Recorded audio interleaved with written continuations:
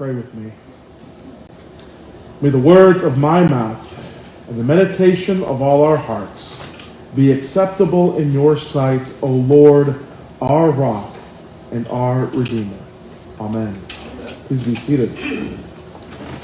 Man, you sang just as powerful for those last two verses. You just need that little oomph, didn't you?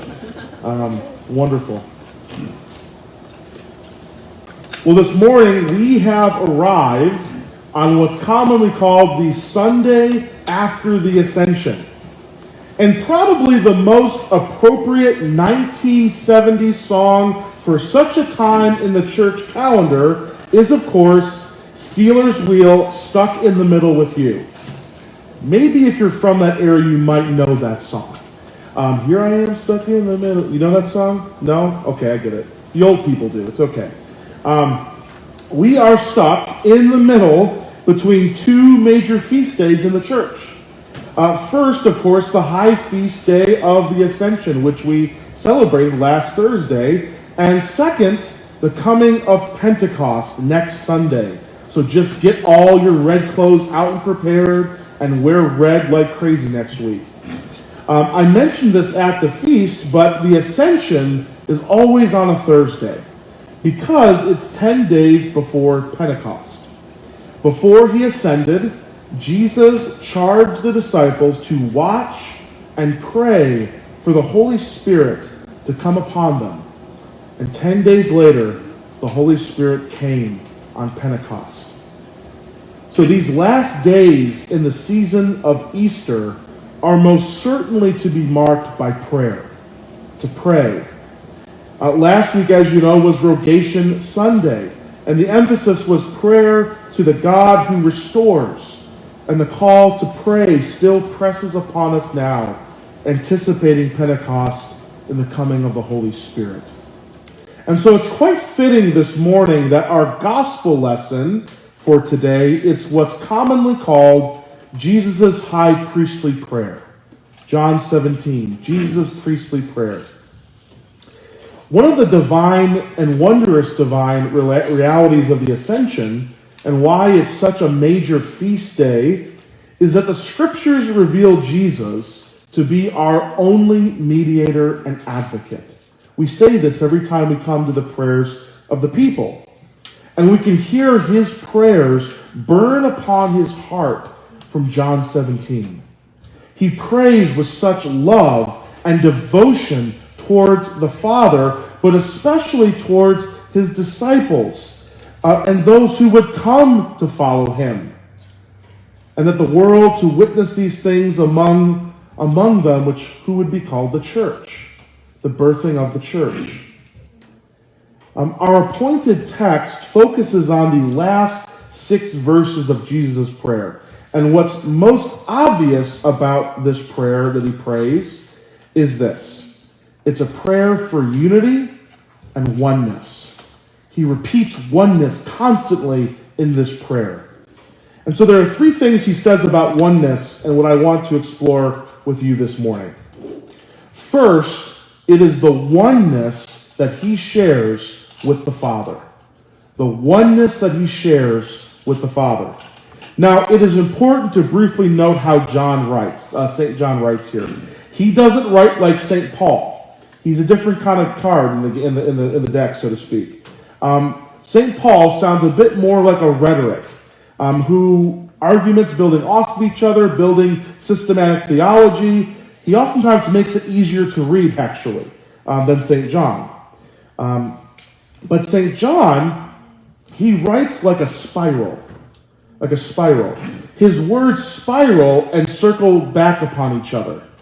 Perhaps a bit more poetic in his outlook, and very different than how maybe we would commonly read St. Paul, who wrote most of the New Testament. Now I say these things because the oneness between the Father and the Son is spiraling around Jesus' prayer, along with these other 2 points that I'm going to mention. But just think about that, this notion of spiraling in St. John. So what is Jesus saying about the oneness between him and the Father? And that is this: the unity is clearly intimate in relationship. That the Father is in the Son, and the Son is in the Father. The Father sent the Son and has given glory to the Son.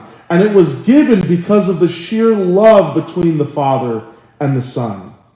That the shared glory between them is more about revealing that Jesus shares in the same divine presence of the Father.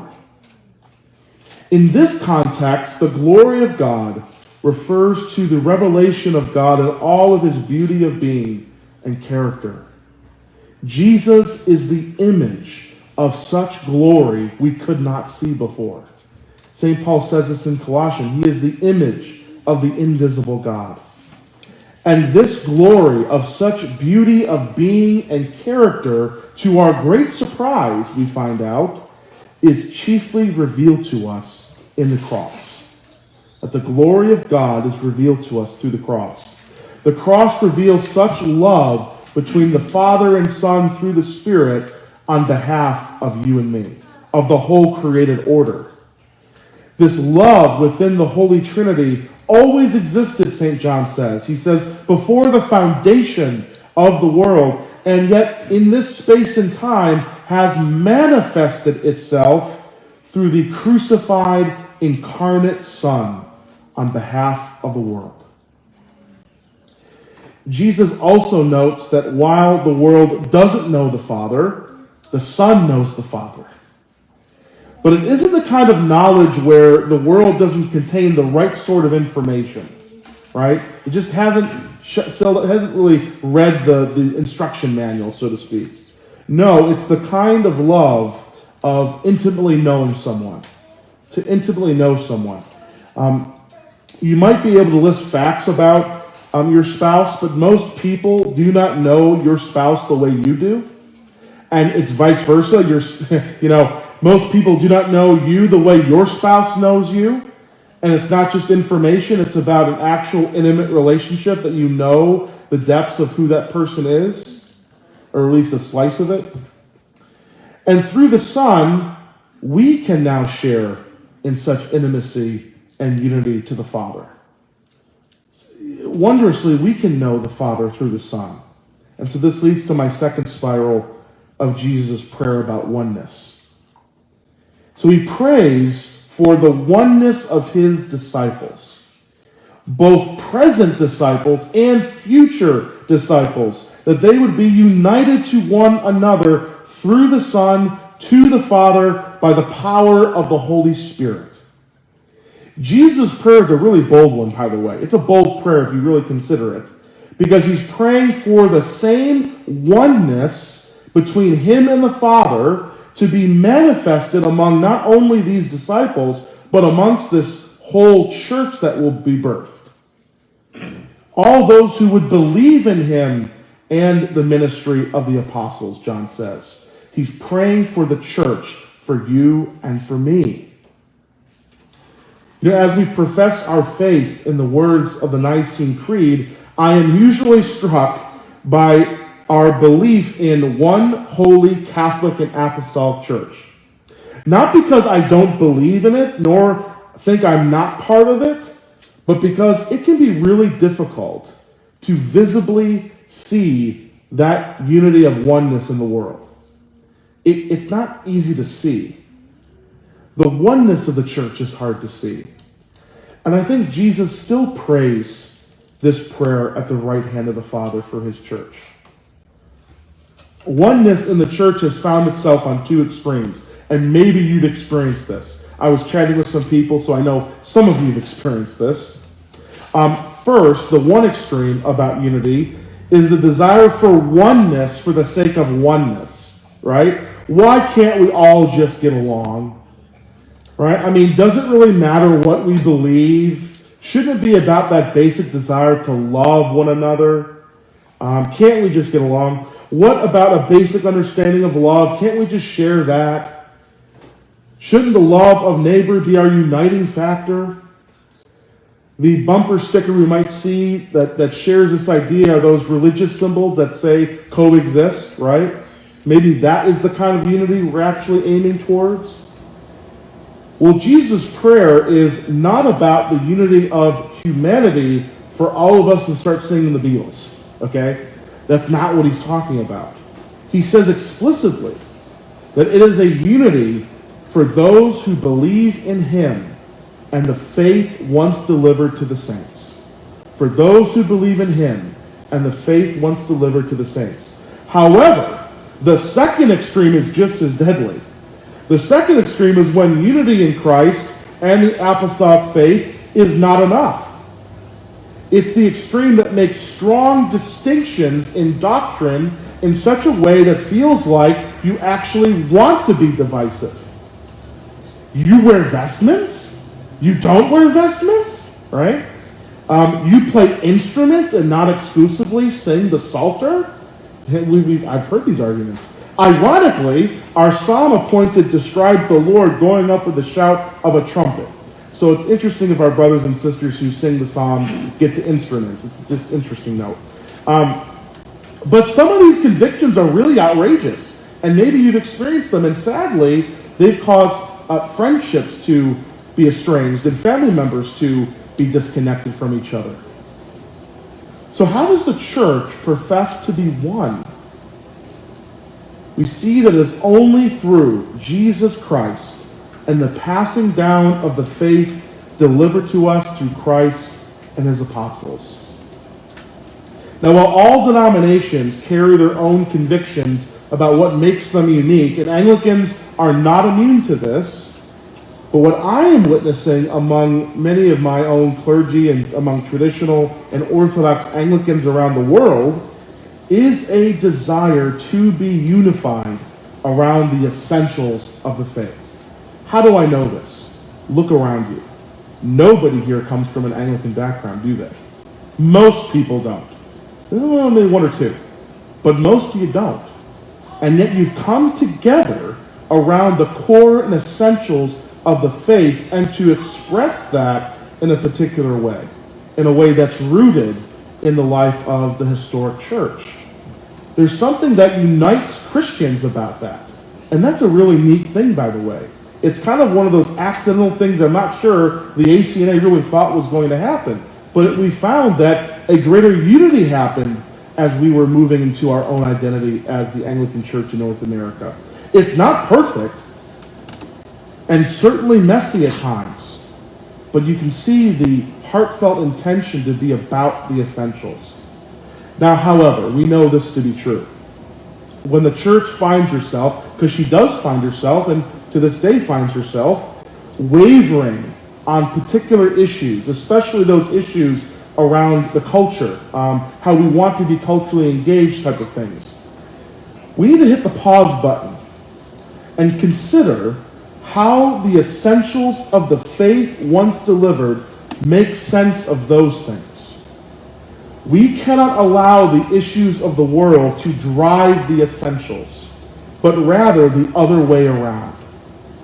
That we would see the needs and issues of our community, our nation, and the world through the gospel, to understand our experiences through the objective divine reality.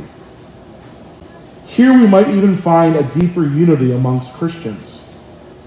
And here, in such unity, grounded in Christ and the apostolic faith, we find ourselves participating in the oneness of mission. The oneness of mission. And this is my final point. The oneness of the Father and the Son to shape the oneness of the church for the sake of oneness in the mission of the world. That was a lot said right there. But Jesus says the end, or the telos, of such oneness is so that the world may believe that you have sent me, and in sending the Son, that the love of God would manifest itself to the world. The oneness of mission is a oneness in the gospel, which by its pure essence seeks to draw all sinners to their Savior. The message cannot help but unite sinners because it puts each of us on the same needy platform for a Savior who forgives, who redeems, and reconciles us to the Father. It is the mission to be birthed next week at Pentecost, where the Holy Spirit will come and has come upon the apostles in power. And we will see that they will in fact bear witness to these mighty acts of God to all these different people groups. That they would hear in their own languages and cultural context the gospel for them. And this is the same power of the Holy Spirit that has come upon us, that has come upon you. The power which speaks to all people groups becomes realized on the ground the more the church unifies herself in the oneness of mission in the gospel. As we centralize our oneness in the gospel, we can't help but see the power of the Spirit move amongst us. It is the Word, the divine Word, that the triune God is not absent from the human condition, but by the Father sending the Son through the power of the Holy Spirit, he has entered into our lives. We are adopted by the Father through the atoning and justifying death and resurrection of the Son, and we are being made new through the Spirit. Now, the last verse from our text truly captures the heart of such oneness of mission. Jesus prayed, and believe me, he continues to pray this for you and for us and for the whole wider church. He says this: I made known to them your name, and I will continue to make it known, that the love with which you have loved me may be in them, and I in them. Here at St. John's, we seek to embody Jesus' prayer, that it's our prayer too. That the oneness of our mission in the gospel is to make the triune God known and to continue to make him known. Not simply so that the right information about God transfers correctly in people, but that the love in which the Father has loved the Son may be in us, and for those yet to trust that such a love and grace is for them too. May Christ's prayer be our prayer. In the name of the Father, and of the Son, and of the Holy Spirit.